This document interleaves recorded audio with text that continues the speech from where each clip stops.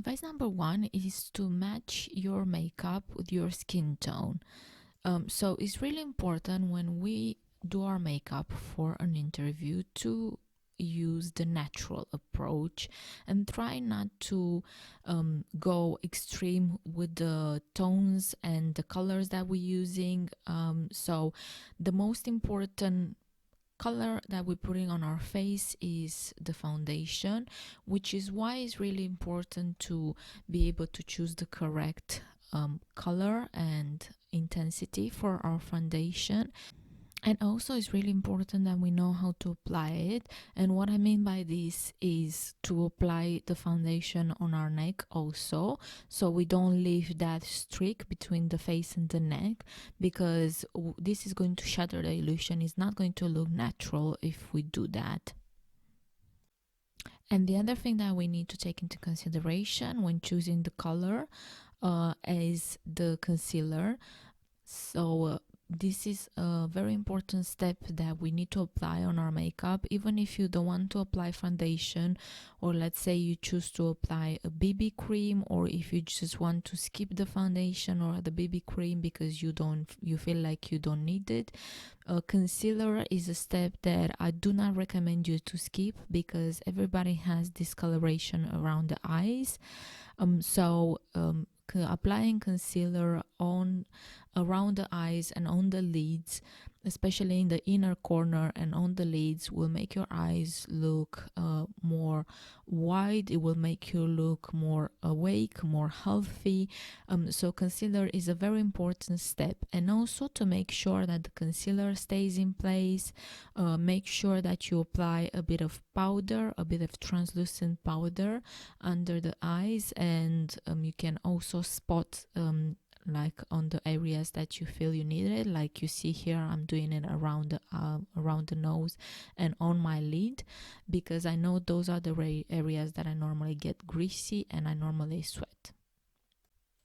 So the next advice is to avoid loud makeup. And what I mean by this is we want to look as natural as possible, and especially when you go to an interview, it's a stressful activity. We all know that, and can be very stressful, and you can get quite red. So when applying blush, and even when applying bronzer, if you choose to apply bronzer, but especially when applying brush, just use a light touch and apply less than you normally do, especially if you know that you are inclined to get red, to your face to get red if you get quite stressed, because that will show and it will make your face even redder than normal, which is not what we want.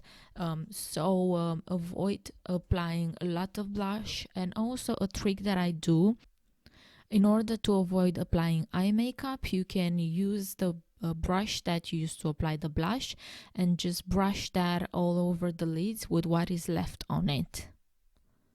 The next advice is to use a natural lipstick color or a gloss. This is up to you. I prefer using a natural lipstick color, but if you choose to apply a gloss, just make sure that you don't do a lot of quantity of the gloss, because this tends to get sticky, and also it might leak on the rest of your face. So be careful to apply a small amount, but don't forget to apply something on the lips, because it will complete the look, but just choose a color that is very close to the natural color of your lips. The next advice is avoid using false eyelashes.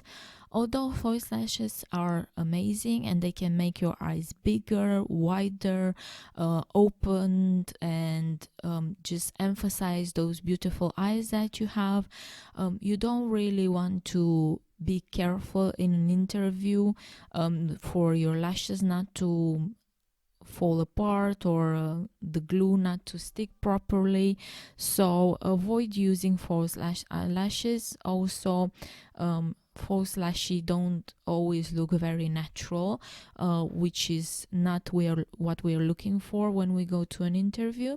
So my suggestion is to use an eyelash curler just to have that effect of open eyes, and also apply a good mascara. I suggest a waterproof mascara, but be careful not to go overboard with the mascara also. And the last advice is fix everything. So use a setting spray. A setting spray is amazing for any occasion, but especially for an interview where, as I said, is a nervous and stressful time. We might sweat. We don't want our makeup to run and our mascara or our foundation to run. We want everything to stay in place. So a setting spray will do that.